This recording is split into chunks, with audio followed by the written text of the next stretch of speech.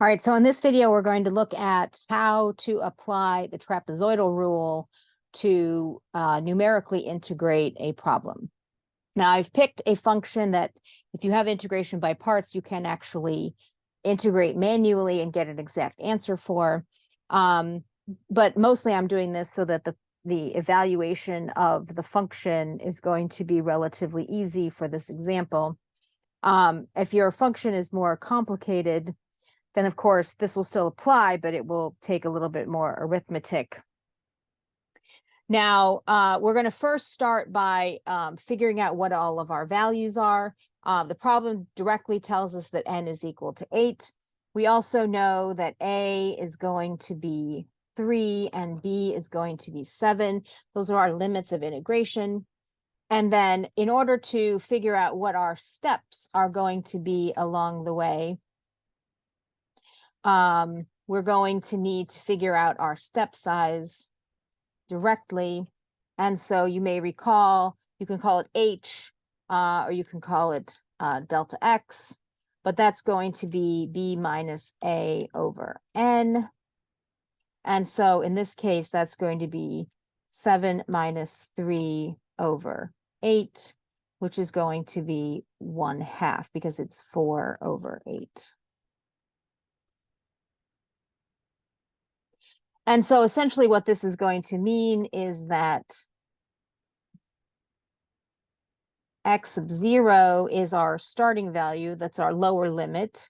And then x sub 1, every value is going to go up by 1/2. So this will be 3.5, and then x sub 2 will be 4, and then x sub 3 will be 4.5, and so on, all the way up to x sub 8, which will be 7. So that just tells us how big our step sizes have to be. And then we're going to apply our formula. So our integral from 3 to 7 of log x dx is going to be approximately 7 minus 3 over 2 times 8.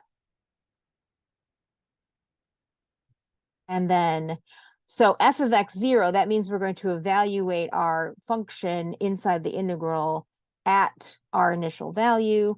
And then each of the cases after that gets evaluated and then multiplied by 2. 2 log 4 plus 2 log 4.5 plus 2 log 5 plus 2 log 5.5 plus 2 log 6 plus 2 log 6.5, and when we get to the end, log 7. And at this point, you just have to put this in your calculator. Now, the thing to keep in mind here is if you're using decimals, I got away with using 4.5 and 3.5 and things like that because 1/2 is a nice round decimal.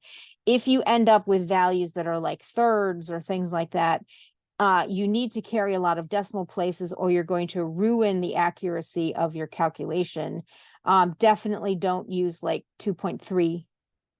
You're going to need to use lots of decimals, or just keep it in the fraction form.